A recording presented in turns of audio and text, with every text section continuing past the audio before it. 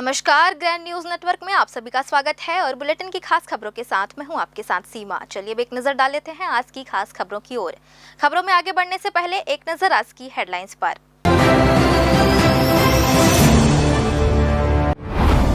राजधानी में आयकर विभाग की दबिश, कोयला कारोबारी के ठिकानों पर कार्रवाई जारी।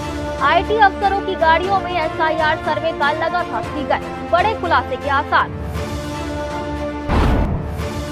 जिले की मितानिनों ने सरकार के खिलाफ खोला मोर्चा, विष्णुदेव सरकार पर लगाया सौतेलेपन का गंभीर आरोप। शासकीय कर्मचारी का दर्जा सहित रखे 17 सूत्रीय मांग। राष्ट्रीय ट्रेड यूनियन की हड़ताल में शामिल हुए बिलासपुर के सदस्य, सरकारी नीतियों के खिलाफ कांग्रेस ने दिया समर्थन। केंद्र सरकार के विरोध में मजदूरों ने दिखाई एकजुटता। और तखतपुर में फिर से शुरू होगी CP डिस्पेंसरी। हाईकोर्ट ने 30 मार्च तक शुरू करने का दिया आदेश। नगर पालिका अध्यक्ष ने न्यायालयीन आदेश को बताया जनता की जीत।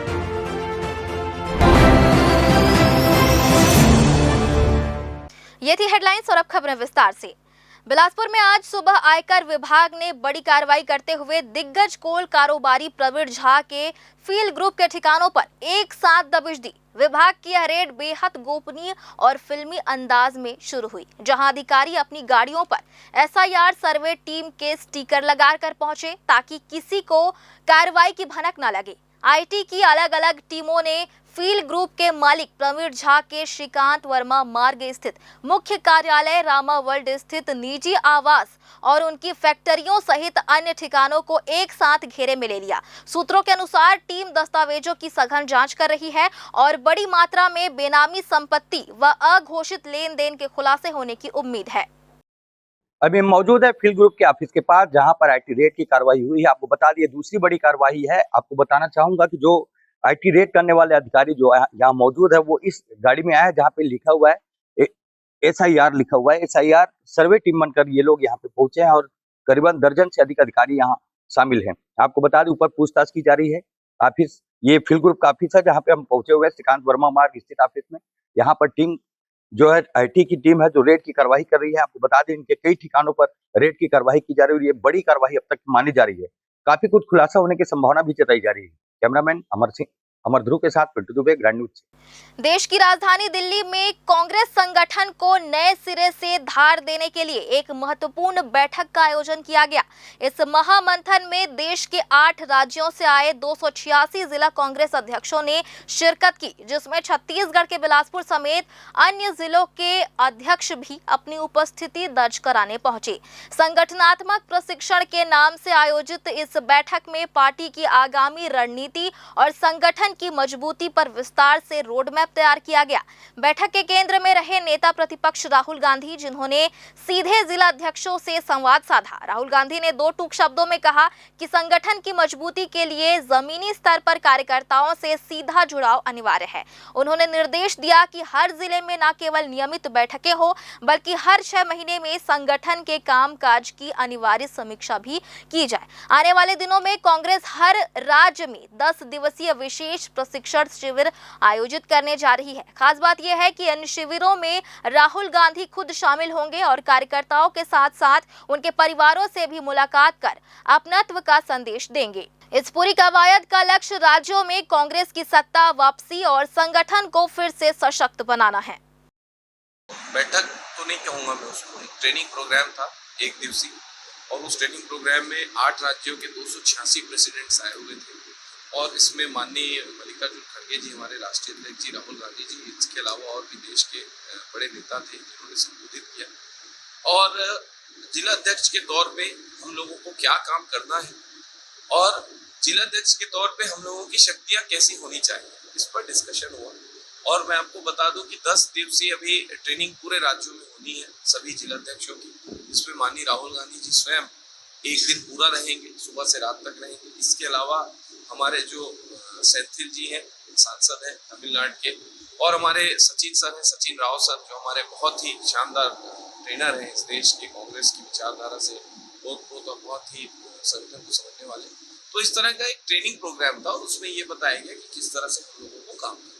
कोई भी आप दुनिया में किसी भी व्यक्ति को कोई भी जिम्मेदारी देते हैं तो इस बात के साथ देते हैं कि जिम्मेदारी के साथ आपका जो दायित्व बढ़ रहा है तो उस दायित्व को पूर्ण करने की पूरी जवाबदारी आपकी होगी। परंतु जब आप जवाबदारी और दायित्व देते हैं तो कुछ न्यूनतम शक्तियों की भी आवश्यकता होती है। वो न्यूनतम शक्तियों की भी बात है, वो न्यूनतम शक्तियां भी जिलाध्यक्षों को दी गई है कि क्या करना है क्या नहीं है। वो चूंकि पार्टीगत ट्रेनिंग थी तो मैं बहुत आपको उस बारे में पूरी बातें नहीं बता सकता, पर इतना बता सकता हूँ कि बहुत ही शानदार ट्रेनिंग थी, बहुत ही शानदार सेशन थे और पूरे देश के 286 अध्यक्ष तमिलनाडु, पंजाब, फिर राजस्थान, इसके अलावा कश्मीर, इस तरह से 8 राज्यों के समस्त अध्यक्ष वहाँ पर थे और बहुत ही ऊर्जा से ट्रेनिंग। बिलासपुर में रेलवे कार्य से जुड़े करीब 40 श्रमिकों ने अपनी बकाया मजदूरी दिलाने की मांग को लेकर कलेक्टर से शिकायत की है। श्रमिकों ने बताया कि वे उमरिया मध्य प्रदेश निवासी हैं और इंदू इंटरप्राइजेस कंपनी के अंतर्गत 45 दिनों तक रेलवे का कार्य किया। इस दौरान कुल 1306 हाजिरी दर्ज हुई, जिसमें बेलदार की मजदूरी 600 रुपए और रेजा की 550 रुपए प्रतिदिन तय थी। कुल मिलाकर 7,54,550 रुपए भुगतान बनता है, लेकिन ठेकेदार हरीश खन्ना द्वारा केवल 2 लाख रुपए ही दिए गए।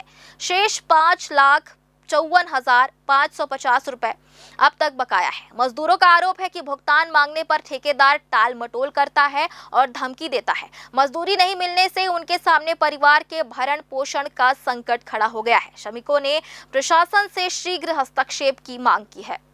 सर, मैं कलेक्ट्रेट में कलेक्टर साहब कहाँ से आए हूँ? एमपी मध्य प्रदेश का हूँ सर, रहने वाला, और बिला में काम किया। हरीश खन्ना मेरे को ठेकेदार यहाँ लेके आया। आज से कल पेमेंट के लिए कर रहा है। 40 आदमी हैं हम लोग। एमपी में कहाँ से? कटनी, उमरिया जिला। अच्छा जी। कितना पैसा दूंगा करके लाया था? ये 600 रुपये हम लोगों को बेलदारों को और 550 रुपये कुलियों को। अच्छा जी सर। कितना दिन हो गया काम करते? 1.5 माह हो गया सर। 1 रुपये नहीं दिए? एक ने खाली खर्चा दिया, 2 लाख दिया है और बाकी ने दिए 5,54,000 रुपये हमारा बकाया राशि है। इसमें आज से कल किया जा रहा है, पैसा भुगतान हमारा नहीं दिया जा रहा। क्या बोल रहा है ठेकेदार? ठेकेदार बोलता है आज निकाल दूंगा, ऐसे करके 2 माह हो गया, नहीं दे रहा सर। कौन सा काम करा है, कंस्ट्रक्शन का कि रेलवे का? रेलवे में क्या काम? तो लाइन बिछाए हम लोग, स्लीपर की गिट्टी डाले, यही स्लीपर बिछाने काम किया। जी। कहाँ ठेकेदार रहने वाला? यूपी का सर। हम काम किए। कहाँ के रहने वाली है? उमरिया जिला। उमरिया जिला एमपी के रहने वाले हो। कहाँ आए थे काम करने? बिलहा। क्या काम कर रहे थे? क्या बोल रहा है पैसा देने का काम कर रहे थे। रेलवे का क्या काम कर रहे थे? गिट्टी डाल रहे थे, घमेला खसका रहे थे, उसमें चाबी लगा रहे थे। कितना पैसा रोजी दूंगा बोल के लाया था? और 550 रुपये कह के ले आया था। अच्छा, कब से काम कर रहे हो? 1.5 माह हो गया हमको काम करते। तो अभी तक कुछ पैसा दिया? 2 लाख दिए और नहीं दिए। आपको अकेले 2 लाख दिए? अकेले 2 लाख? अकेले नहीं, सब कोई में। अब हम चाहते हैं कि हमको पैसा दे दे। हम 1.5 माह के आए हैं तो हमको पैसा चाहिए, हम घर जाएंगे। अब फिलहाल वक्त हो चला है एक छोटे से ब्रेक का। ब्रेक के बाद भी खबरें जारी रहेंगी। बने रहिए ग्रैंड न्यूज नेटवर्क के साथ। जय प्राइवेट ITI NCVT से मान्यता प्राप्त एंड ISO सर्टिफाइड 10वीं पास विद्यार्थियों के लिए 2 year electrician course, COPA 1 year course, computer operating and programming assistant course, best classroom facility, admissions open. Jai private ITI, Riverview colony, Koni, Bilaspur, Chhattisgarh. Break के बाद आप सभी का स्वागत है। छत्तीसगढ़ की स्वास्थ्य व्यवस्था की रीढ़ मानी जाने वाली मितानिनों ने अपनी बदहाली और शोषण के खिलाफ शासन के खिलाफ मोर्चा खोल दिया है। छत्तीसगढ़ मितानिन यूनियन ने मुख्यमंत्री विष्णुदेव साय और स्वास्थ्य मंत्री के नाम ज्ञापन सौंपकर अपनी 17 सूत्रीय मांगों को तत्काल पूरा करने की गुहार लगाई है।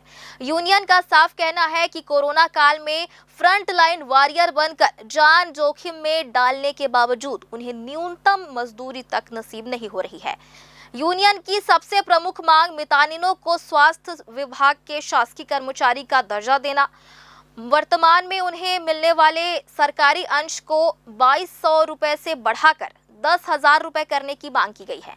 मितानिनों का आरोप है कि उन्हें प्रोत्साहन राशि के नाम पर बहुत कम भुगतान किया जाता है, वह भी समय पर नहीं मिलता। यूनियन ने मांग की है कि मानदेय का भुगतान टुकड़ों के बजाय हर महीने की 6 तारीख तक एक मुश्त किया जाए।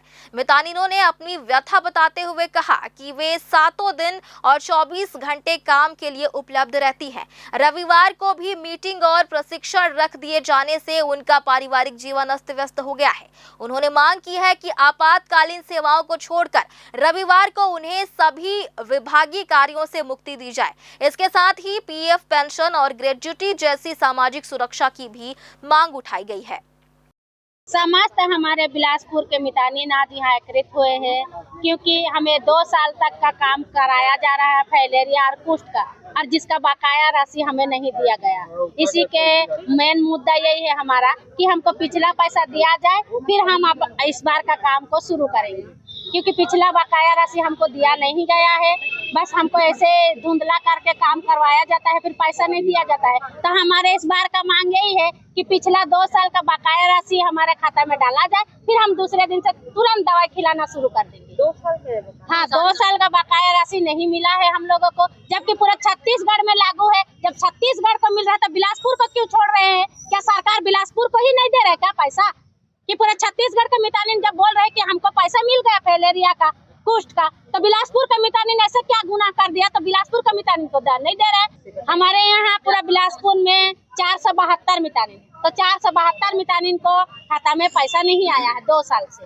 तो हमारे सरकार से यही मांग है, हमारे बिलासपुर के जितने भी अधिकारी हैं उनसे यही मांग है कि हम अगर मेहनत किए हैं, हमने उनको बाकायदा रिपोर्ट दिए हैं, तो हमारा पैसा भी दिया जाए। हम तो ऐसे नहीं मांग रहे, हम काम किए हैं, मेहनत किए हैं, हम अपने मेहनताना मांग रहे हैं। हम लोग का फाइलेरिया का 2 साल से पिछला पैसा अभी तक नहीं आया है और ये 3रा साल है, और हम लोगों को दवाई खिलाने के लिए बोला जा रहा है।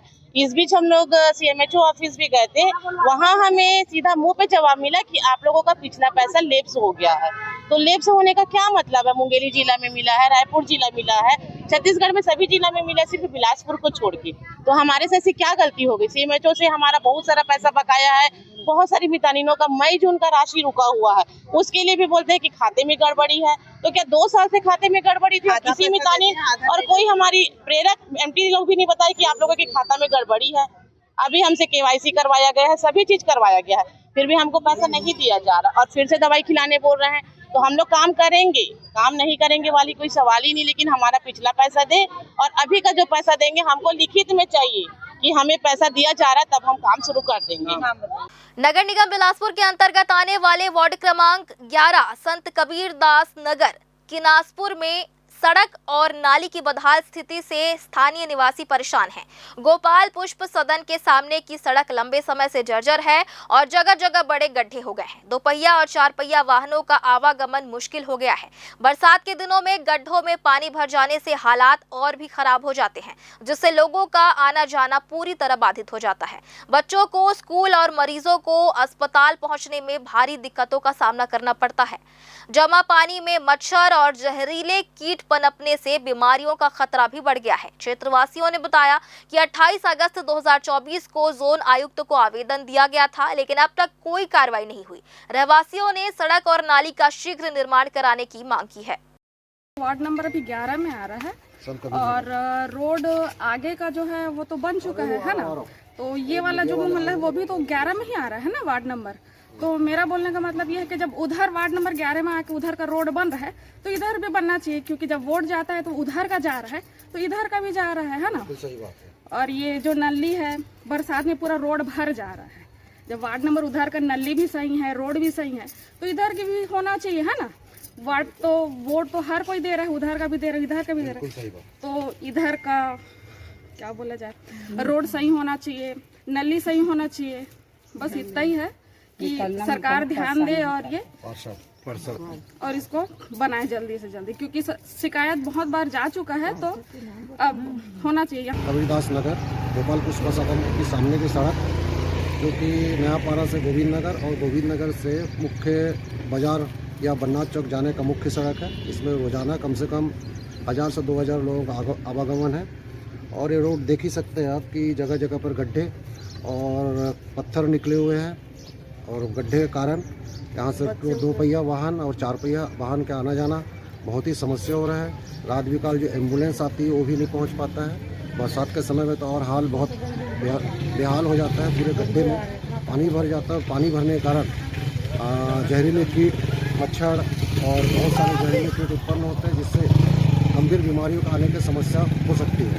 हमने इस संबंध में जोन आयुक्त, जोन क्रमांक 2 के आयुक्त को बहुत बार ज्ञापन दिया, बहुत बार आवेदन दिया। सभी ने मिलकर वार्ड के निवासियों ने जिले में किसानों की जमीन तक पहुंचने का रास्ता बंद किए जाने का गंभीर मामला सामने आया है। आरोप है कि एक बिल्डर द्वारा सरकारी रोड होने के बावजूद किसानों की पुश्तैनी जमीन के सामने बाउंड्री वॉल खड़ी कर दी गई है, जिससे उनका निस्तार मार्ग पूरी तरह अवरुद्ध हो गया है। इस घटना से प्रभावित किसान अब कलेक्टर कार्यालय में शिकायत दर्ज कराने की तैयारी कर रहे हैं।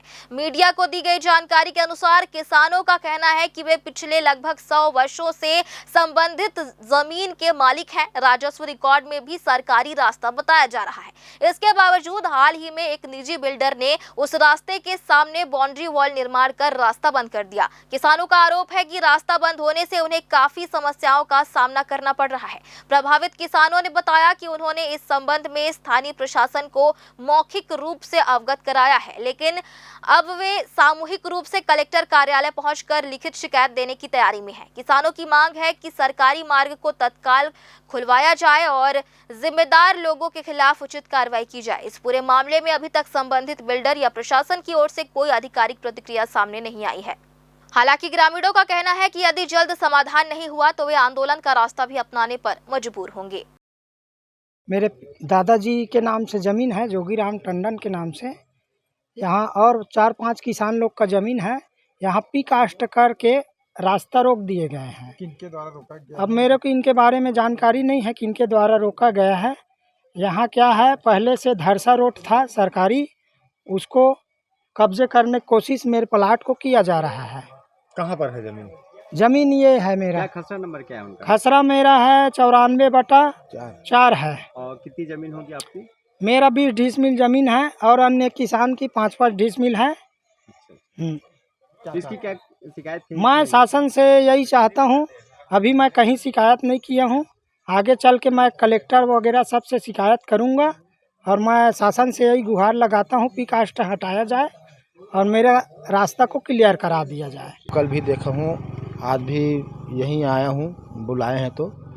और ये जो सरकारी ज़मीन है, रोड है, इसको लंबा समय से हम लोग बचपन से हमारे दादा परदादा लोग इसमें से उपयोग कर रहे हैं। रास्ते को सरकारी रोड है, इसको सामने से कब्जा करके हटा दिया है, रोड को उधर बगल में कर दिए हैं और इस ज़मीन को बेच रहे हैं।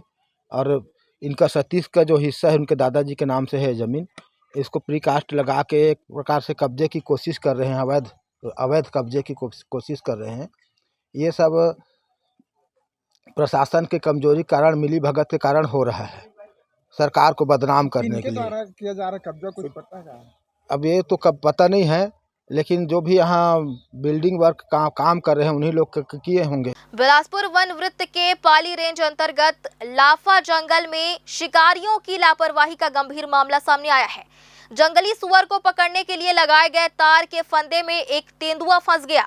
फंदे में बुरी तरह उलझा तेंदुआ छटपटा रहा था। सूचना मिलते ही कटघोरा वन मंडल और कानन पेंडारी की रेस्क्यू टीम मौके पर पहुंची। वन्य प्राणी चिकित्सक डॉक्टर पी.के. चंदन ने पीसीसीएफ की अनुमति के बाद ट्रैंक्यूलाइजर गन से तेंदुए को बेहोश किया। करीब 3 घंटे की कड़ी मशक्कत के बाद उसे सुरक्षित बाहर निकाला गया। फंदे से उसके पेट और पिछले हिस्से में चोट आई थी, इसलिए इलाज के लिए कानन पेंडारी जू लाया गया। उपचार के बाद मंगलवार शाम उसे पुनः उसी जंगल में छोड़ दिया गया। मामले में अचानक मार टाइगर रिजर्व के डॉग स्क्वाड की मदद से आरोपी विजय कुमार गोंड को गिरफ्तार कर 14 दिन की न्यायिक रिमांड पर भेज दिया गया है। एक बार फिर से वक्त हो चला है एक छोटे से ब्रेक का। ब्रेक के बाद भी खबरें जारी रहेंगी, बने रहिए ग्रैंड न्यूज नेटवर्क के साथ। जया प्राइवेट ITI NCVT से मान्यता प्राप्त एंड ISO सर्टिफाइड 10वीं पास विद्यार्थियों के लिए 2 year electrician course, OPA 1 year course, computer operating and programming assistant course, best classroom facility, admissions open. Jai Jaya private ITI, Riverview colony, Koni, Bilaspur, Chhattisgarh. Break के बाद आप सभी का स्वागत है। केंद्र सरकार की कथित मजदूर विरोधी, किसान विरोधी और कॉरपोरेट परस्त नीतियों के खिलाफ आज यानी 12 फरवरी को केंद्रीय श्रमिक संगठनों के संयुक्त मंच के आह्वान पर देशव्यापी एक दिवसीय हड़ताल का आयोजन किया जा रहा है। प्रदर्शनकारी संगठनों की मुख्य मांगों में 4 नई श्रम संहिताओं को रद्द करने के साथ साथ बीज विधेयक, विद्युत संशोधन विधेयक और sustainable harnessing and advancement of nuclear energy for transforming India अधिनियम को तत्काल वापस लेना शामिल है। इसके अलावा मजदूर संगठन मनरेगा को उसके पुराने स्वरूप में बहाल करने और विकसित भारत रोजगार और आजीविका मिशन ग्रामीण अधिनियम 2025 को समाप्त करने की पुरजोर मांग कर रहे हैं। इस आंदोलन को राजनीतिक समर्थन भी मिल रहा है। बिलासपुर में कांग्रेस ने इसे जायज ठहराते हुए अपना पूर्ण समर्थन दिया है। इस संदर्भ में सिद्धांशु मिश्रा ने केंद्र पर निशाना साधते हुए कहा कि यह प्रदर्शन मजदूरों के अधिकारों की रक्षा के लिए आवश्यक है, क्योंकि वर्तमान नीतियां न केवल मजदूरों की आय को खत्म करने वाली है, बल्कि महिलाओं के लिए सुरक्षित कार्य वातावरण को बाधित कर उनके हितों के साथ अन्याय कर रही है। पूरे भारत देश में ट्रेड यूनियन के द्वारा ये एक दिवसीय धरना है, भारत बंद है, हड़ताल है और इसका पुरजोर समर्थन कांग्रेस पार्टी करती है। क्यों करती है? आपको मैं बता दूं कि अभी जो ट्रेड डील हुई है अमेरिका के साथ, किसानों को लेकर के, बिजली को लेकर के, इसके खिलाफ हम सब हैं, क्योंकि उसमें पूरी तरह से किसान का अहित है। और इसके अलावा मजदूर यूनियन जो ट्रेड यूनियन है, ट्रेड यूनियन में जो रजिस्ट्रेशन हुआ था उसके बाद से आज तक लगातार वो लड़ाई लड़ते हुए मजदूरों के अधिकार की रक्षा की है।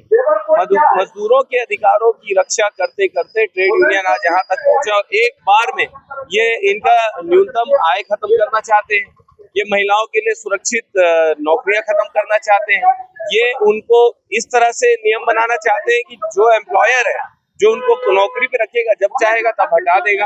इन सब का पुरजोर विरोध है और कांग्रेस पार्टी हर हाल में ट्रेड यूनियन के साथ खड़ी है। महिलाएं हैं, उनको पहले रात में काम करने नहीं दिया जाता था कानून के तहत, उसमें उस कानून को बदला गया है और महिलाओं को भी नाइट शिफ्ट करने के लिए कहा गया है और जो काम के घंटे 8 घंटे थे उसे बढ़ाकर 10 और 12 घंटे भी किया गया है। और बहुत सारी जो उनके PF का मामला था, उनका जो मामले थे मजदूरों के हितों को, उसे दरकिनार करके ये तानाशाही मोदी सरकार मजदूरों के श्रम को खत्म करने का काम कर रही है, उनको बेरोजगार करने का काम कर रही है। इसके विरोध में कांग्रेस पार्टी पूरे देश में trade union council, CPI, CPM, ML इन सब के समर्थन में, मजदूरों के समर्थन में, महिलाओं के समर्थन में, किसानों के समर्थन में आज हम लोगों ने आज धरने का समर्थन किया। All India trade union council के आह्वान पर पूरे देश में 50 करोड़ से अधिक मजदूर आज सड़कों पे,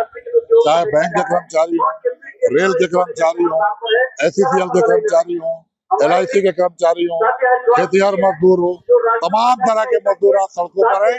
कांग्रेस पार्टी पूरे देश में उनका समर्थन कर रही है और जिस तरह 29 श्रम कानून समाप्त कर 4 लेबर कोड बिल लाए गए हैं जो अडानी, अंबानी और पूंजीपतियों के लिए बनाए गए हैं, उनका विरोध मजदूर वर्ग के साथ खड़े होकर राहुल गांधी के नेतृत्व में कांग्रेस आज कर रही है। बिलासपुर के गांधी चौक स्थित मिनी स्टेडियम में क्रिकेट का जबरदस्त रोमांच देखने को मिल रहा है। इंडियन मुस्लिम प्रीमियर लीग यानी IMPL सीजन 2 अब अपने निर्णायक मोड़ पर पहुंच चुका है। टूर्नामेंट के तीसरे दिन मैदान पर खिलाड़ियों के बीच कांटे की टक्कर देखने को मिली, जहां अल हिंद लायन और जीनत अल्टीमेट वॉरियर्स जैसी टीमों ने शानदार खेल दिखाते हुए क्वार्टर फाइनल का टिकट पक्का कर लिया है। इस खेल महाकुंभ में जहां राजनेताओं और गणमान्य अतिथियों का जमावड़ा लगा रहा है, वहीं खिलाड़ियों का भी उत्साह 7वें आसमान पर है। अब सबकी नजरें 15 और 16 फरवरी को होने वाले खिताबी मुकाबले पर टिकी है। आइए देखते हैं पूरी खबर। मैदान पर चौके छक्कों की गूंज और दर्शकों का शोर बता रहा है कि बिलासपुर में क्रिकेट का जुनून किस कदर हावी है। प्रतियोगिता के तीसरे दिन कुल 4 मुकाबले खेले गए, जिसमें मुगल लेजेंड्स, अल हिंद लायन, यम बुल्स और अरसलान फाइटर्स ने अपने अपने मैचों में जीत दर्ज कर अगले चक्र में प्रवेश किया। अल हिंद लॉयन और जीनत अल्टीमेट वॉरियर्स ने अब तक के सफर में सबसे प्रभावशाली प्रदर्शन करते हुए क्वार्टर फाइनल में अपनी जगह सुरक्षित कर ली है। मैच के दौरान खिलाड़ियों का उत्साहवर्धन करने जिला सहकारी केंद्रीय बैंक के पूर्व अध्यक्ष प्रमोद नायक समेत कई विशेष अतिथि पहुंचे, जिन्होंने खिलाड़ियों से परिचय प्राप्त कर उनका मनोबल बढ़ाया। 8 फरवरी से शुरू हुए इस टूर्नामेंट में कुल 16 टीमें अपनी दावेदारी पेश कर रही है, जिनमें यंग बुल्स से लेकर गदिर स्पार्टन्स तक के धुरंधर मैदान पर पसीना बहा रहे हैं।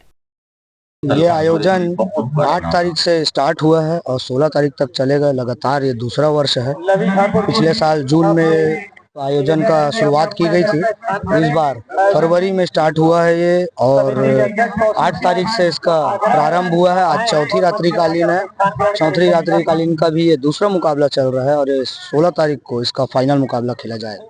आयोजन समिति के अध्यक्ष तौसीफ खान और उनकी टीम इस पूरे टूर्नामेंट को सफल बनाने में दिन रात जुटी हुई है। लीग राउंड के मुकाबलों के बाद अब पूरा फोकस नॉकआउट स्टेज पर है। कार्यक्रम की रूपरेखा के अनुसार प्रतियोगिता का हाई वोल्टेज सेमीफाइनल मुकाबला 15 फरवरी को खेला जाएगा। वहीं 16 फरवरी को भव्य समापन समारोह के साथ फाइनल मैच का आयोजन होगा, जिसमें विजेता टीम को पुरस्कृत किया जाएगा। शुभारंभ के मौके पर विधायक धर्मजीत सिंह और महापौर पूजा विधानी ने खिलाड़ियों को खेल भावना की शपथ दिलाई और अब समापन समारोह को यादगार बनाने की तैयारी है। मिनी स्टेडियम में हर दिन 4 मैच खेले जा रहे हैं, जहां टीम ओनर्स और क्रिकेट प्रेमी अपनी पसंदीदा टीमों का समर्थन करने भारी संख्या में पहुंच रहे हैं। कैमरामैन अमर ध्रुव के साथ पिंटू दुबे की रिपोर्ट। बिलासपुर शहर में नशे के अवैध कारोबार और अंतर्राज्यीय तस्करी के खिलाफ चलाए जा रहे अभियान के तहत तोरवा पुलिस और एसीसीयू की टीम को एक बड़ी सफलता हाथ लगी है। मुखबिर की सूचना पर की गई कार्रवाई के दौरान रेलवे स्टेशन से सटे बुधवारी बाजार के पास एक संदिग्ध युवक को घेराबंदी कर पकड़ा गया, जिसके पास से भारी मात्रा में मादक पदार्थ बरामद किया गया है। पकड़ा गया आरोपी आमोद प्रसाद बरई उर्फ अमोद चौरसिया, जो बिहार के बोतिया जिले का निवासी है। पुलिस टीम को चकमा देकर भागने की कोशिश कर रहे इस तस्कर के पास मौजूद थैले की जब तलाशी ली गई तो उसमें खाली टेप से लिपटे हुए 2 बड़े बंडल मिले। इन बंडलों की जांच करने पर पुलिस ने कुल 10 किलोग्राम अवैध गांजा बरामद किया, जिसे आरोपी ओडिशा के संबलपुर से ट्रेन के रास्ते लेकर आया था और भीड़-भाड़ का फायदा उठाकर इसे खपाने की योजना बना रहा था। पुलिस ने आरोपी के खिलाफ एनडीपीएस एक्ट के तहत मामला दर्ज कर उसे गिरफ्तार कर लिया है और न्यायालय में पेश कर आगे की कार्रवाई की जा रही है। एक बार फिर से वक्त हो चला है एक छोटे से ब्रेक का। ब्रेक के बाद भी खबरें जारी रहेंगी। बने रहिए ग्रैंड न्यूज नेटवर्क के साथ। जय जया प्राइवेट ITI NCVT से मान्यता प्राप्त एंड ISO सर्टिफाइड 10वीं पास विद्यार्थियों के लिए 2 year electrician course, OPA 1 year course, computer operating and programming assistant course, best classroom facility, admissions open. Jai Jaya private ITI, Riverview colony, Koni, Bilaspur, Chhattisgarh. Break के बाद आप सभी का स्वागत है। तखतपुर नगर पालिका अध्यक्ष पूजा मक्कड़ ने सामुदायिक स्वास्थ्य केंद्र को नगर से 6 किलोमीटर दूर लीदरी स्थानांतरित किए जाने के मुद्दे पर प्रेस कॉन्फ्रेंस कर जानकारी दी। उन्होंने कहा कि स्वास्थ्य केंद्र दूर चले जाने से नगर व आसपास के ग्रामीण क्षेत्रों के लोगों को भारी परेशानियों का सामना करना पड़ रहा था। विशेषकर महिलाओं, बुजुर्गों और बच्चों को आपात स्थिति में समय पर इलाज नहीं मिल पा रहा था। इस मामले में पार्षद मुन्ना श्रीवास और शैलेंद्र निर्मलकर ने उच्च न्यायालय में याचिका दायर की थी। सुनवाई के दौरान हाई कोर्ट ने नगर में स्वास्थ्य सुविधा न होने पर चिंता जताते हुए 30 मार्च तक पुराने भवन में सिटी डिस्पेंसरी शुरू करने के निर्देश दिए तथा राज्य सरकार से जवाब तलब किया। पूजा मक्कड़ ने इसे जनता की जीत बताया। वहीं विधायक धर्मजीत सिंह ने कहा कि न्यायालय का आदेश सर्वोपरि है और उसका पालन किया जाएगा। उन्होंने कांग्रेस पर दोहरी नीति का आरोप लगाया। CMHO सुभा गढ़ेवाल ने बताया कि शासन को प्रस्ताव भेजकर आगे की कार्रवाई की जाएगी। होंगे कि विगत कुछ दिनों से हम लोग लगे हुए थे कि सामुदायिक जो स्वास्थ्य केंद्र है उसे बंद कर दिया गया था और उसे आनन फानन में लिदरी स्थानांतरित कर दिया गया था। हमने सिर्फ एक मांग रखी थी कि गरीब जनता है, रात बेरात उसे अगर कहीं जाना है, प्रसव पीड़ा उठेगी तो वो कैसे लिदरी जाएगी। तो हमने ये देख के एक हाई कोर्ट को हमने जनहित याचिका दायर की थी, जिसका हमें त्वरित उत्तर मिला है कि सामुदायिक स्वास्थ्य केंद्र जो है वो खुला रहेगा वो फिर से लोगों की सेवाओं के लिए चालू हो जाएगा। तो हमने जो मांग करी थी वो हाईकोर्ट ने सुनी है और उन्होंने कहा है कि 30 मार्च तक किसी भी हालत में यहाँ पे स्वास्थ्य सुविधाएं शुरू हो जाएंगी। यहाँ पे हम किसी पार्टी को लेके नहीं कर रहे हैं कि कोई कांग्रेस भाजपा हम नहीं कर रहे हैं। हम सिर्फ यही जानते हैं कि जो गरीब जनता है उसे उसका हक मिलना चाहिए। देखिए, भाजपा ही क्या आरोप लगाए मुझे नहीं मालूम, लेकिन स्वास्थ्य सुविधाओं के विस्तार को लेकर के वो भवन बनाया गया था।